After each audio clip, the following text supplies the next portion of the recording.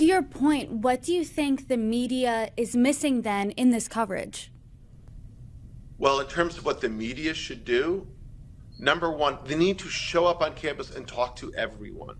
There's a story today in the New York Times that seems delusional at best and ideological at worst, suggesting that the Jewish community is divided, that more Jewish students are supporting these activists than not. Like, that's not the case.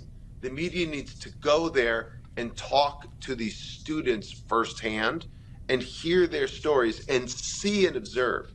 That's number one. I think number two, the media needs to start asking tough questions. Like, I think President Shafiq did the right thing in bringing on NYPD. Now I want Governor Hochul to say, hey, the National Guard is available if the NYPD isn't enough. And I want the people around the university to say, we've had it. Like, if you live in that neighborhood and you have this disturbance every day, that's not freedom of speech. Again, that's a public nuisance.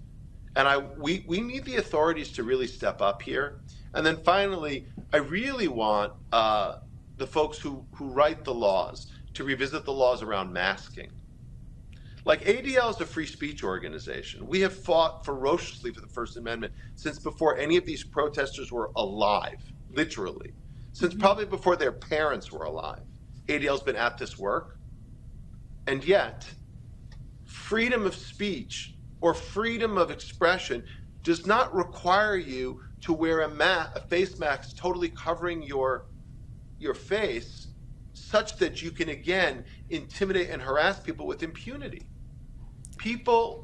There are spaces and places to be anonymous, but if you're going to stand there and have the privilege of being on private property like Columbia University, then we have the right to demand you identify yourself. It's that simple.